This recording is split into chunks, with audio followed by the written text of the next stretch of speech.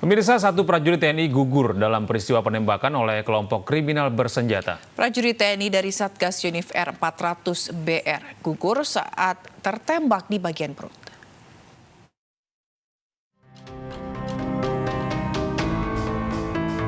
Prada Ginanjar gugur dalam penembakan oleh KKB di pos peninjauan Kampung Mamba, Distrik Sugapa, Papua pada pukul 8.23 waktu Indonesia Timur. Korban merupakan anggota Satgas Yonif 406 Brigif 4 Kodam 4 di Ponegoro. Prada Ginanjar sempat dievakuasi ke Timika menggunakan helikopter. Namun ia dinyatakan meninggal pukul 8.23 waktu Indonesia Timur.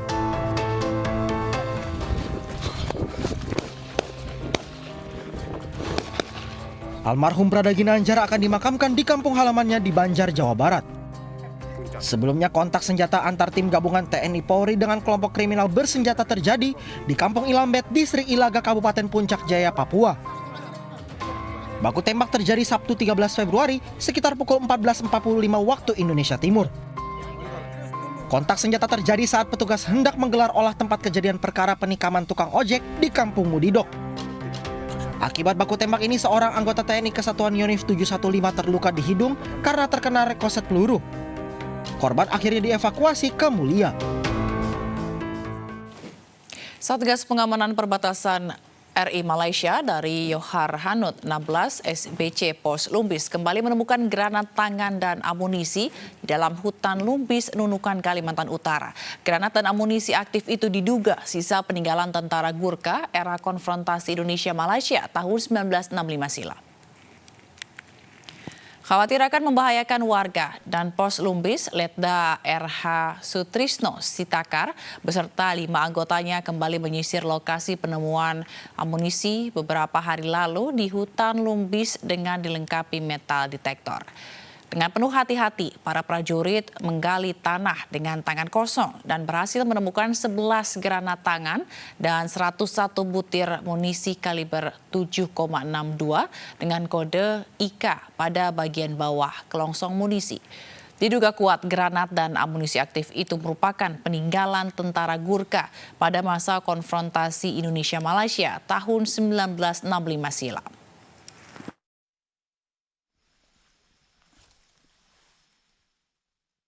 Pemirsa, Presiden Joko Widodo melantik gubernur dan wakil gubernur terpilih dalam Pilkada 2020. Pengucapan sumpah jabatan dipandu langsung oleh Presiden Jokowi. Presiden Joko Widodo melantik gubernur dan wakil gubernur Kalimantan Utara serta Sulawesi Utara masa jabatan 2021-2024 di Istana Kepresidenan Jakarta.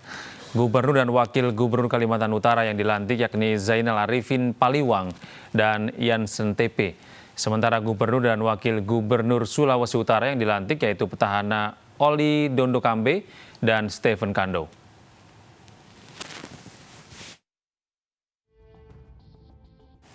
Kementerian Agama akan menindaklanjuti laporan gerakan anti radikalisme ITB terhadap Din Syamsuddin. Pihaknya akan mendalami laporan tersebut melalui indikator yang telah ditetapkan Kementerian Agama.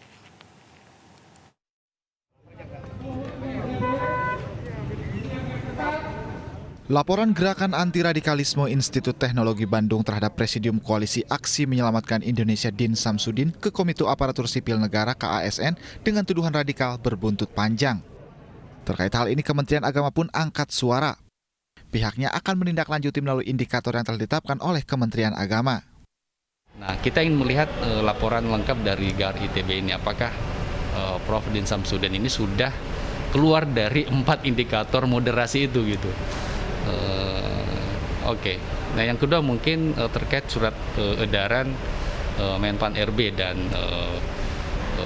Badan Kepegawaian Negara ya, bahwa sebaiknya ASN itu tidak berafiliasi dengan ormas-ormas terlarang ya, misalnya HTI dan FPI.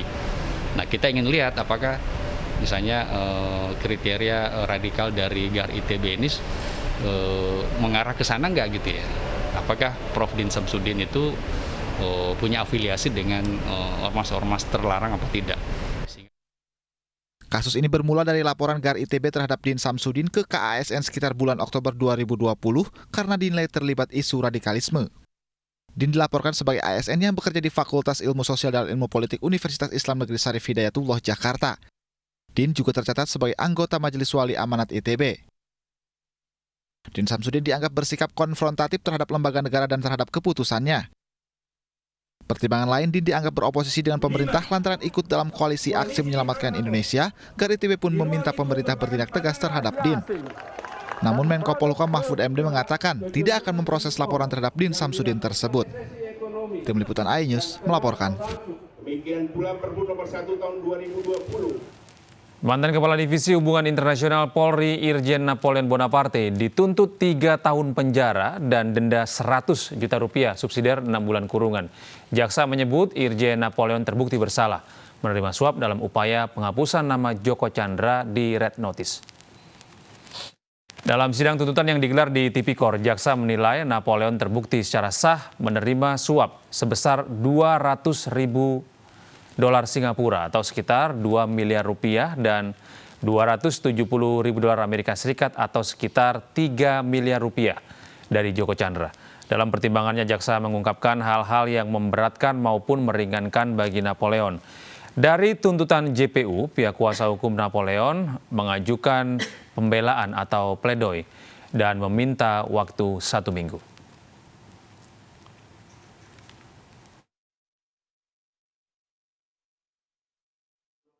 Menghukum terdakwa dengan pidana penjara selama 3 tahun, dikurangi selama terdakwa berada dalam tahanan dengan perintah agar terdakwa tetap ditahan di rumah tahanan.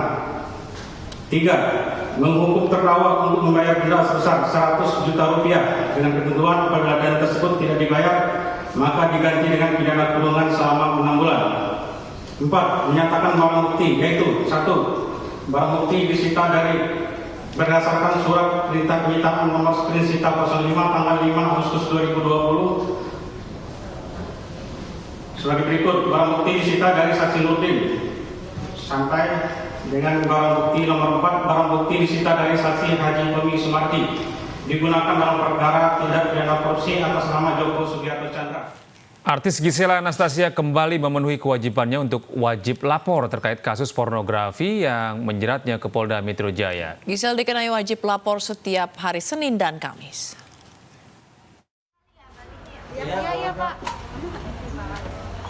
Tersangka video asusila Gisela Anastasia atau Gisel hari ini kembali datang ke Polda Metro Jaya untuk menjalani wajib lapor atas kasus pornografi yang menjeratnya. Hingga saat ini Gisel mengaku masih akan mengikuti tiap proses hukum dan belum mengetahui sampai kapan akan menjalani wajib lapor. Gisel mengaku khawatir ditahan karena berkas perkara kasus yang menjeratnya sudah dilimpahkan Polda Metro Jaya ke Kejaksaan. Pasti ada dong. Cuman ya kan kekhawatirannya nggak menghalangi kita untuk tetap beraktivitas. Kan kekhawatirannya kita serahin ke tempat yang tepat, kita berdoa dan segala macam. Percaya aja jalan yang terbaik, berbuat yang terbaik mulai dari sekarang sampai ke depan. Aktivitasnya tetap harus berjalan. Justru kalau jadi terlalu khawatir, terus jadi sibuk dalam kesedihan dan segala macam, bisa miss out sama mungkin mimpi yang berkat-berkat yang harus disyukuri setiap harinya jadi terlewat. Sebelumnya Polda Metro Jaya memutuskan tidak menahan Gisel dengan alasan kemanusiaan karena memiliki anak di bawah umur. Gisel dikenai wajib lapor setiap hari Senin dan Kamis. Dari Jakarta, Tim Liputan iNews melaporkan. Ya, pemirsa, saat lagi Fazila masih akan kembali dengan informasi dari mancanegara. Zila, informasi apa yang menjadi sorotan Anda pada pagi hari ini? Ya, Gedea, pemirsa, usai jeda akan ada informasi mengenai 1 orang tewas dalam aksi unjuk rasa menentang Presiden di Port-au-Prince, Haiti. Informasi mancanegara akan kami hadirkan usai jeda berikut ini.